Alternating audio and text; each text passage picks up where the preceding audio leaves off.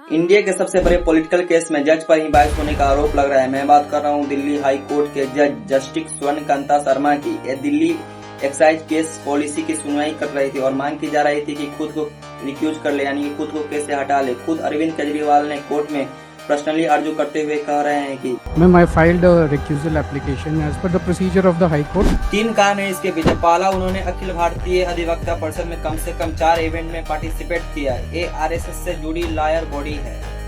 दूसरा, जस्टिस शर्मा खुद को ट्रैक रिकॉर्ड पिछले सालों में एक्साइज पॉलिसी से जुड़े ऑपोजिशन लीडर के कम से कम 5 केसेस जस्टिस शर्मा के सामने आए। उन्होंने इन सब में या तो बेल को डिनाई कर दिया या फिर अक्यूज के खिलाफ फैसला कर दिया। केजरीवाल की बेल डिनाई करी, संजय सिंह की बेल डिनाई करी, वीआरएस लीडर कविता तक की बेल डिनाई करी। लेकिन जब उनके सामने former BJP union minister Dilip Ray का कॉल ब्लॉक एलिगेशन केस सामने आया तो उन्होंने पूरे के पूरे कन्वेंशन पर ही रोक लगा दी, क्योंकि दिलीप राय इलेक्शन लड़ना चाहते थे। तीसरा कारण सबसे सीरियस है। जस्टिस शर्मा के 2 बच्चे, बेटा ईशांत शर्मा और बेटी संभावी शर्मा, दोनों एडवोकेट है और दोनों को सेंट्रल गवर्नमेंट ने इम्पैनल किया हुआ है। अब इम्पैनल का मतलब समझिए यहाँ पर, क्योंकि बहुत इम्पोर्टेंट।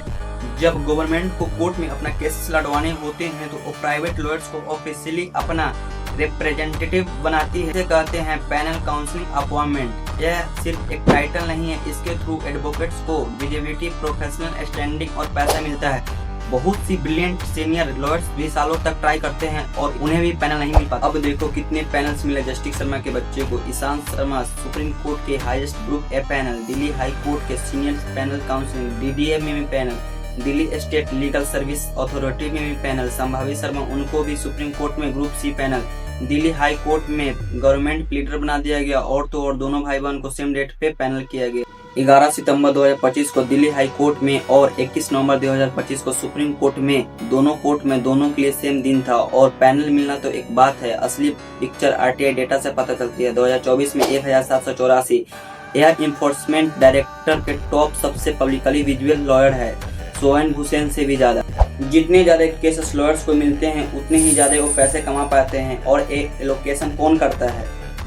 इन 3 कारणों को एक साथ रखकर देखोगे तो एक पैटर्न पता चलता है। Just must not only be done, it must also be seen to be done. सवाल यह है, क्या ऐसे केस में हो पाएगा?